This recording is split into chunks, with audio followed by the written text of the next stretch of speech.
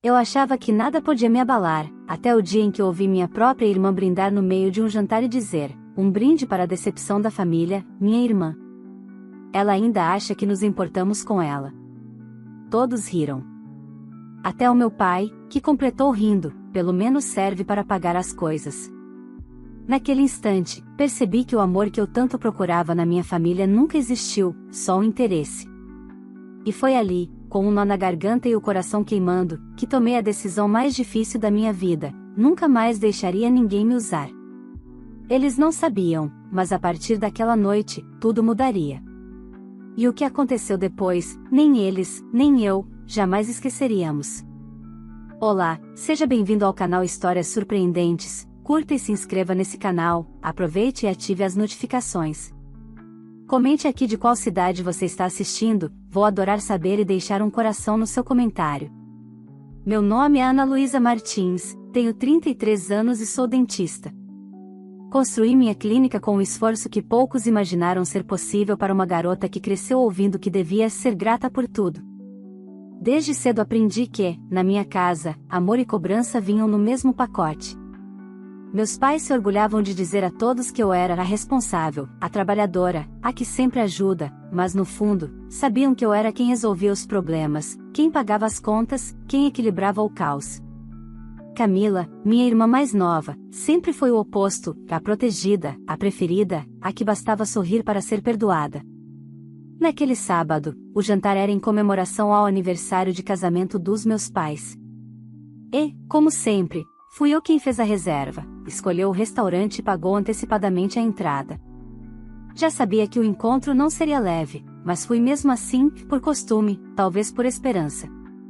Prometi a mim mesma que, dessa vez, diria parabéns, comeria algo rápido e sairia antes do café. Mas a neutralidade é um luxo que minha família nunca me permitiu. O restaurante era caro, cheio de luz amarela e risadas contidas. Sentei-me à mesa com o coração pesado e o sorriso automático de quem já se acostumou a ser cenário, não protagonista. Quando o garçom trouxe as taças, Camila se levantou, o olhar brilhando de ironia, e ergueu o copo como se estivesse num espetáculo: um brinde para a decepção da família, minha irmã. Ela ainda acha que nos importamos com ela. A risada dela cortou o ar. Minha mãe gargalhou sem sequer tentar disfarçar, como se aquilo fosse uma piada inofensiva. E então meu pai, com o tom cansado de quem tenta ser espirituoso, completou: pelo menos serve para pagar as coisas. As risadas se misturaram como navalhas. Fiquei em silêncio. O garçom desviou o olhar, e até o som dos talheres pareceu diminuir. Eu queria levantar, gritar, ir embora, mas permaneci ali, imóvel, aprendendo a lição mais amarga da noite: às vezes, o silêncio não é covardia, é sobrevivência. Voltei para casa dirigindo devagar, as luzes da cidade refletindo no vidro do carro como lembranças fragmentadas. Cada palavra dita naquela mesa ecoava como um lembrete: há muito tempo eu deixará de ser filha. Era apenas a extensão de um cartão de crédito emocional e financeiro que eles aprenderam a usar sem culpa. No dia seguinte, antes que a raiva esfriasse, peguei a pasta de documentos que guardava no meu escritório. Lá estava o contrato da casa de praia, a tal formalidade que eu havia assinado meses antes, cedendo meu nome como fiadora. Li cada linha e percebi o absurdo: eu, que nunca pus os pés naquela casa, era a única que sustentava o sonho deles. Às 7 da manhã, fui ao banco.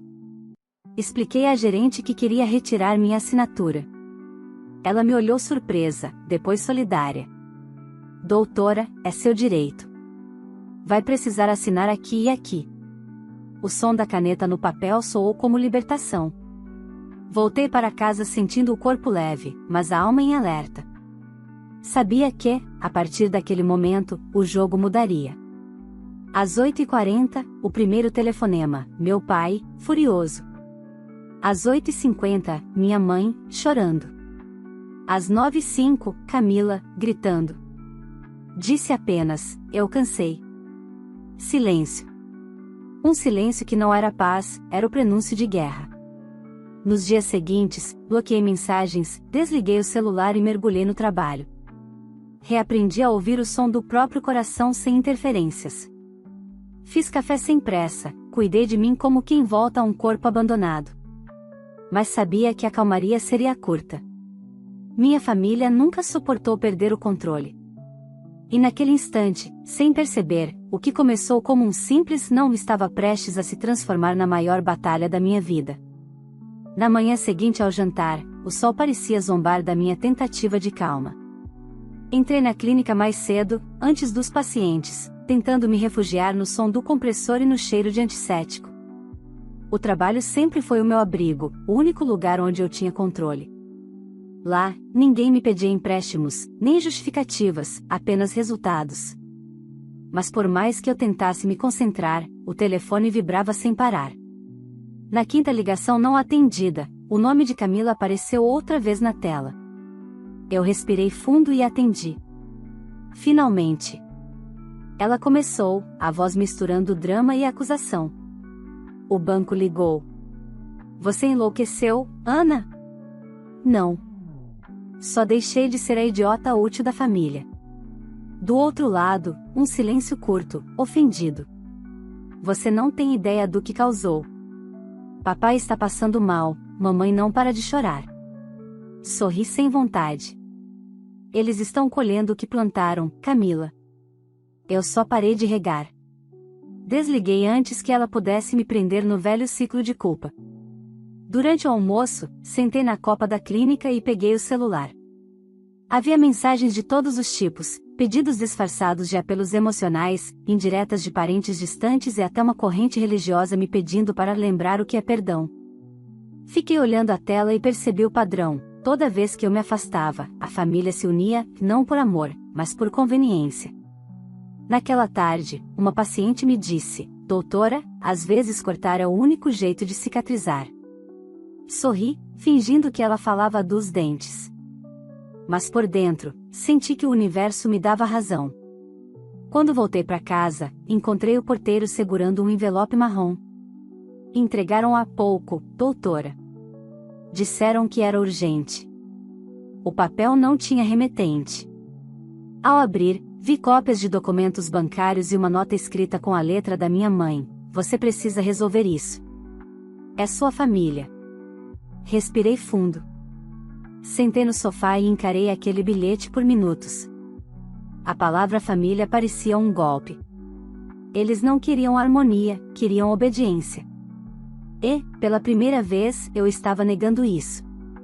2 dias depois, um carro preto estacionou em frente ao meu prédio. Pela janela, reconheci o perfil de meu pai. O coração disparou, mas a mente estava firme. Ele subiu sem avisar, bateu na porta com força. Abre, Ana Luísa, precisamos conversar. Gritou.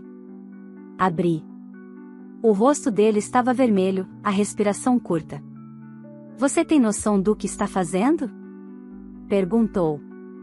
A casa está em risco, o gerente me ligou, disse que o financiamento pode cair. E daí?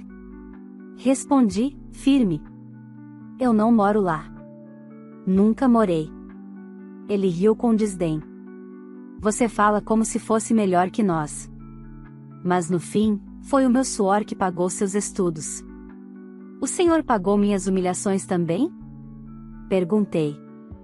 O silêncio que se seguiu foi cortante. Ele me olhou com raiva, talvez espanto, e saiu sem dizer mais nada. Naquela noite, contei tudo ao Rafael, meu namorado. Ele ouviu em silêncio, os olhos calmos. Você sabe que eles não vão parar, né? Eu sei. Respondi. Mas eu também não. Passei a registrar tudo, ligações, mensagens, ameaças. Criei uma pasta no computador chamada Libertação. Cada prova, uma lembrança de que eu não estava mais disponível. No dia seguinte, fechei a conta conjunta que havia criado anos atrás para emergências da família. Dentro dela, pequenos saques, R$ 120, R$ 300, R$ 250, sempre até o fim do mês. Pequenos sangramentos de confiança. Quando o gerente confirmou o encerramento da conta, senti o coração bater em outro ritmo. Mas a paz durou pouco. Às 7 da manhã do dia seguinte, minha mãe ligou aos prantos. Você esvaziou a conta, filha? Como pôde? Precisávamos daquele dinheiro. Pra quê, mãe? Perguntei. Outra emergência reinventada? Você está nos abandonando. Ela gritou. Somos sua família. Família não é fardo, mãe.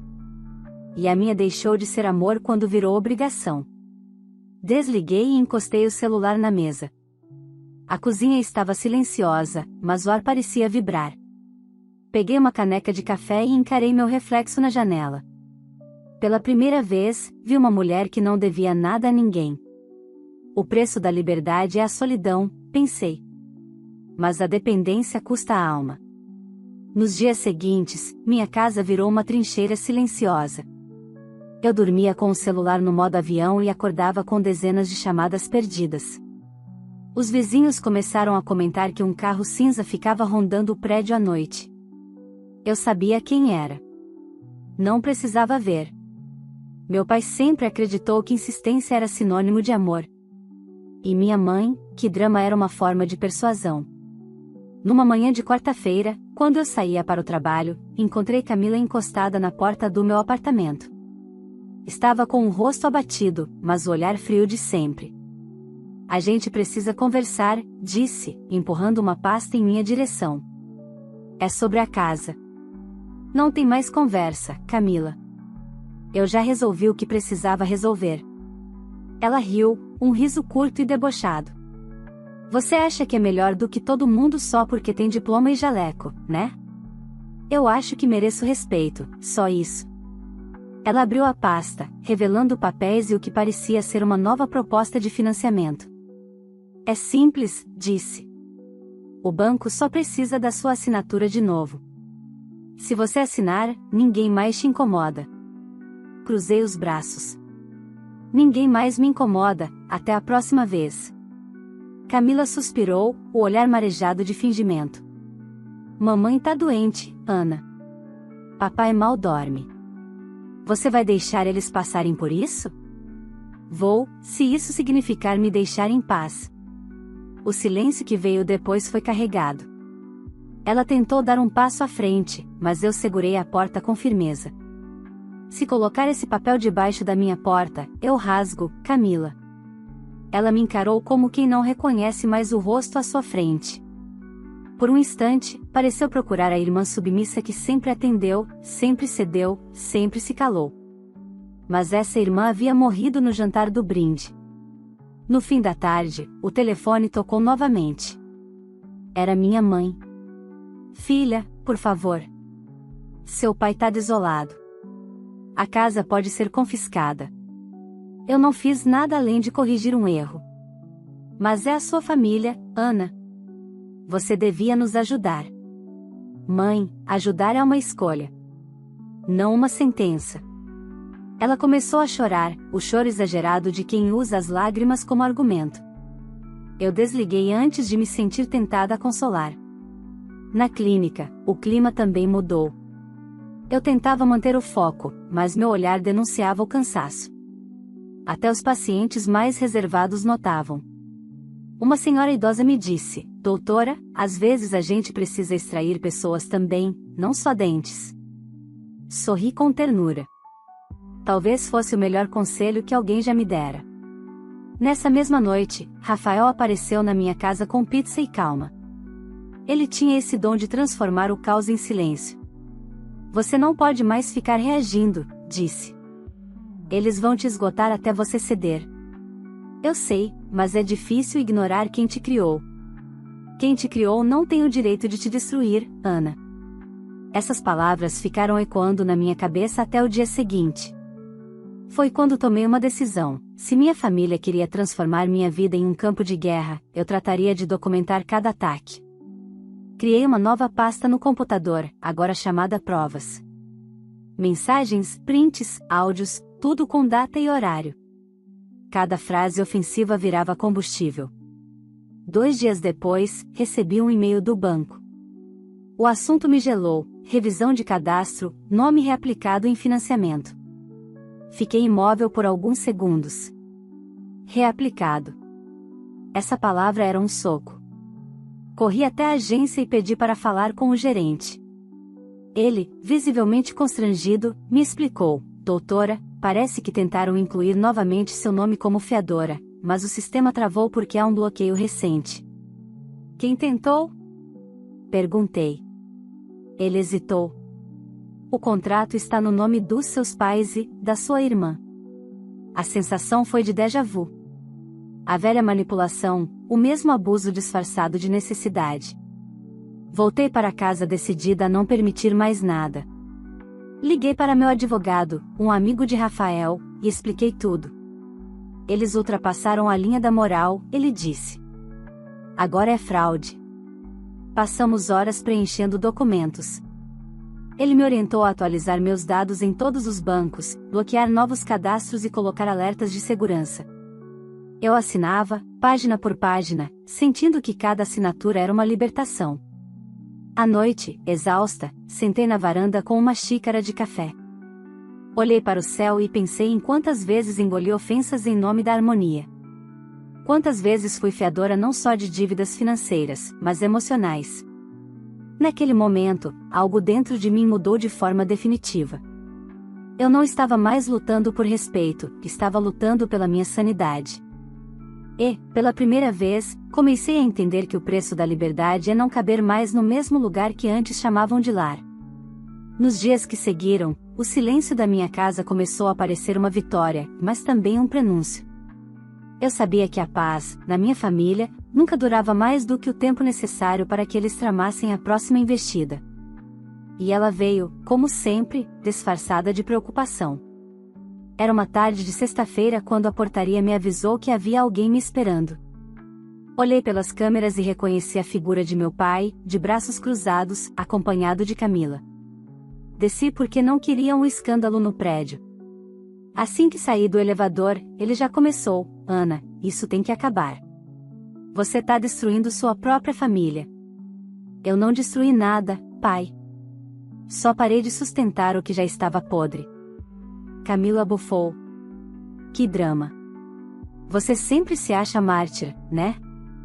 Ninguém te pediu para pagar nada. Não, vocês só esperavam. Sempre esperaram.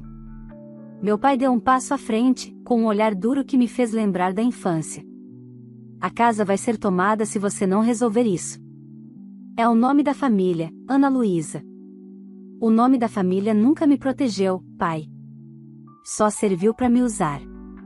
Camila revirou os olhos e tirou um envelope da bolsa. Assina, por favor. É só uma autorização para o banco reconsiderar. Eu ri, um riso amargo. Vocês não entenderam nada. Eu não vou assinar, não vou emprestar, e não vou mais carregar vocês nas minhas costas. Ela tentou argumentar, mas minha voz saiu mais firme do que eu mesma esperava, e se tentarem de novo, eu denuncio. O rosto do meu pai empalideceu.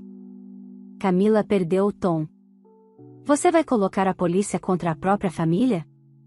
Eu vou colocar a lei do meu lado. Porque até agora, só vocês usaram as regras a favor de vocês. Eles se entreolharam e saíram, deixando um rastro de ofensa no ar. Quando o elevador se fechou, minhas mãos tremiam, mas não de medo, era adrenalina. Eu finalmente estava enfrentando o império da culpa que eles haviam construído sobre mim. Naquela noite, Rafael apareceu com 2 taças de vinho. Conseguiu respirar? Perguntou, me observando com ternura. Pela primeira vez em muito tempo. Então brinda comigo. A mulher que deixou de ser o cofre da família. Sorrimos, mas eu sabia que o jogo ainda não tinha terminado. 2 dias depois, acordei com o barulho insistente do celular. Era uma mensagem do banco: tentativa de acesso indevido detectada na sua conta conjunta. O coração disparou. Eu já havia encerrado aquela conta, ou achava que sim. Liguei imediatamente para a agência e o gerente confirmou: doutora, houve uma tentativa de reativação. Usaram seus dados, mas o sistema bloqueou. Desliguei, as mãos frias. Eles estavam tentando me atingir de todos os lados. À tarde, fui até a delegacia. Fiz o boletim de ocorrência e expliquei tudo ao escrivão. Ele ouviu com paciência e disse: a senhora está certa em se proteger. Família ou não, isso é crime. Assinar aquele documento foi libertador. Pela primeira vez, eu me senti amparada por algo maior do que o medo. No mesmo dia, minha mãe ligou. Filha, o que você fez? A polícia? A voz dela tremia de indignação. Eu fiz o que vocês me obrigaram a fazer, mãe. Eu só me defendi. Você está doente, Ana. Nós somos sua família. Então se comportem como uma. Ela chorou, me chamando de ingrata, egoísta, cruel. Eu desliguei antes que as palavras grudassem em mim como faziam antes. Mais tarde, recebi uma notificação no celular. Um número desconhecido havia deixado uma mensagem de voz. Apertei o play. A voz era de Camila. Você acha que tá vencendo, né? Pois a gente vai ver até onde vai essa sua pose de santa. Engoli seco. Havia ódio, mas também desespero. Era o rugido de quem estava perdendo o controle. No domingo, precisei de ar. Fui caminhar pela orla, tentando deixar o vento levar o peso dos últimos dias. Vi famílias rindo, crianças correndo, e percebi o quanto eu havia normalizado o caos. Meu conceito de amor tinha se distorcido tanto que eu precisei quase perder tudo para entender o que era liberdade. Ao chegar em casa, vi um envelope branco no chão. Dentro, uma foto da casa dos meus pais com uma placa enorme no portão: vende-se. Atrás da foto, uma frase rabiscada: feliz agora? Sorri, sem rancor. Porque pela primeira vez, sim, eu estava começando a ficar feliz. As semanas seguintes foram um turbilhão silencioso. Depois da placa de vende-se, achei que tudo terminaria. Ingenuidade minha. O silêncio deles nunca foi paz, era estratégia. Na minha família, até o arrependimento vinha com segundas intenções. Certa manhã, quando eu me preparava para sair para a clínica, o interfone tocou. Doutora Ana, há uma correspondência para a senhora, precisa assinar.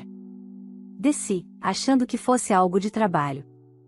Mas o envelope trazia o logotipo de um banco. Meu coração acelerou. Abri ali mesmo, no hall do prédio.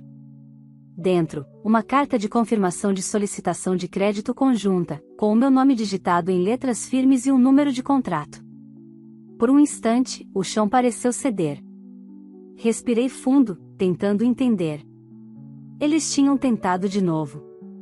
Outro golpe, outro uso do meu nome, outro crime. Corri de volta ao apartamento e liguei para o advogado. Eles voltaram a usar meus dados, disse, a voz trêmula. Do outro lado da linha, ele respondeu com calma: fique tranquila, Ana. Agora já não é mais um problema familiar. É judicial. Passamos a tarde reunindo documentos, capturas de tela e cópias de tudo que comprovava a tentativa de fraude. Ele redigiu uma notificação para o banco e um alerta preventivo para órgãos de crédito. Quando terminei de assinar, senti o peso das últimas décadas se dissolver. No caminho de volta, o céu ameaçava chuva. Parecia combinar com o estado da minha alma, cansada, mas decidida. Parei em uma padaria, pedi um café e, pela primeira vez em meses, olhei as pessoas ao redor sem sentir medo de ser reconhecida por uma história que eu não escolhi viver. Quando cheguei em casa, meu celular piscava sem parar. Chamadas não atendidas, mensagens de números desconhecidos. E uma, em especial, chamou a atenção: era um áudio de meu pai. A voz dele estava rouca, cansada, mas ainda carregava a arrogância de sempre. Ana, por favor, não faça isso. Você tá indo longe demais. O banco vai barrar a gente para sempre. Pense na sua mãe. Deletei o áudio sem ouvir o final. Pela primeira vez, eu não precisava mais de encerramentos emocionais. Eu só queria paz. Naquela noite, Rafael chegou com 2 cafés e um olhar de quem entende o cansaço sem precisar de explicações. Eles tentaram de novo, eu disse. Mas agora não vai passar. E como você tá? Diferente. Antes eu chorava de raiva. Agora, só sinto pena. Ele me abraçou, e aquele gesto simples me lembrou do que era segurança. Não há que vem do controle, mas a que nasce da verdade. 2 dias depois, o advogado me ligou com novidades. Ana, o banco confirmou a fraude. A solicitação foi feita por um número vinculado à sua irmã. Meu corpo gelou. E agora? Perguntei. Agora, o processo segue. O sistema bloqueou o CPF deles por tempo indeterminado. Olhei para o espelho. A mulher refletida ali não era a mesma que engolia insultos em silêncio. Era alguém que tinha aprendido a se escolher. Mas o jogo ainda tinha uma última carta. Na sexta-feira, quando fechei a clínica, encontrei Camila me esperando do lado de fora. Estava abatida, o cabelo desgrenhado, os olhos fundos.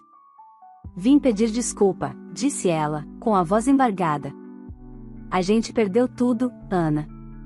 A casa, o carro, o nome limpo. Sinto muito, respondi. Mas não posso carregar mais ninguém. Ela segurou minha mão, quase suplicando. Mamãe tá mal, papai vive dizendo que a culpa é sua. A culpa deles é não saber amar sem possuir. Camila começou a chorar, um choro feio, descontrolado, que misturava raiva e arrependimento. Você venceu, ela disse entre soluços. Era isso que queria, né? Eu neguei com a cabeça. Não, Camila. Eu só queria existir sem ser usada. Ela se afastou lentamente, e enquanto via seu carro sumir na esquina, percebi que não havia satisfação, só paz. Uma paz que vinha sem plateia, sem aplausos, sem explicações. Naquela noite, recebi um e-mail do advogado. Assunto: processo finalizado. Abri com as mãos trêmulas. Ele explicava que os bancos haviam oficializado a restrição de uso do meu nome, que os registros de tentativa de fraude estavam arquivados e que eu estava, legalmente, protegida. Fechei o computador e respirei fundo. Lá fora, a chuva finalmente começou. Gotas grossas, intensas, caindo como se lavassem o ar. Fiquei na janela, observando. Era a primeira tempestade que eu via sem medo. E no som da água batendo no vidro, entendi que aquilo, aquele instante simples, molhado, livre, era o começo da minha verdadeira vida. Meses se passaram desde a última tentativa da minha família de usar meu nome. O processo havia encerrado, os bancos os bloquearam, e o silêncio finalmente se instalou. No começo, foi estranho. Depois de anos acostumada a ligações de cobrança emocional e chantagens sentimentais, o vazio parecia quase incômodo. Mas logo percebi, aquele silêncio era liberdade. A clínica prosperava. Os pacientes aumentaram, as recomendações se multiplicaram, e pela primeira vez, o meu sucesso não vinha acompanhado de culpa. Rafael dizia que eu estava diferente. Você anda mais leve, Ana. Mais dona de si. E era verdade. Eu não vivia mais em estado de alerta. Aprendi que quando você deixa de ser o alicerce de quem te destrói, o chão sob seus pés finalmente se firma. Certa tarde, enquanto finalizava um atendimento, o celular vibrou. Era uma mensagem de número desconhecido. Sua mãe pediu para te avisar que seu pai está internado. Ele quer te ver.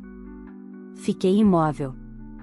Por um momento, o coração quis correr, mas a mente ficou. Havia um tempo em que eu largaria tudo para estar lá, tentando curar feridas que nem eram minhas. Mas agora eu sabia, nem toda visita é um gesto de amor, que às vezes é só uma armadilha emocional. Mesmo assim, naquela noite, sentei na varanda com Rafael e falei sobre a mensagem.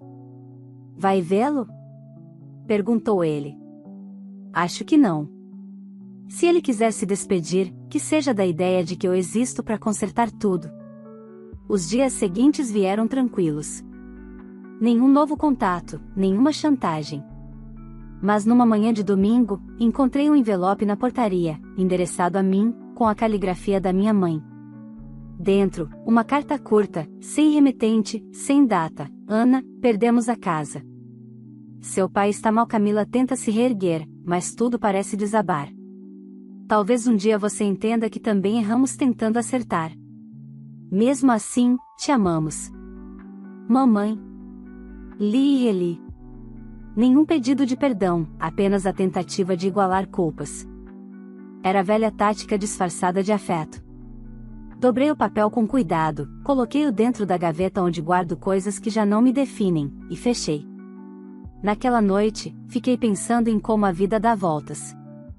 Tudo que um dia usei para agradar, meu trabalho, meu dinheiro, minha boa vontade, agora me servia para proteger.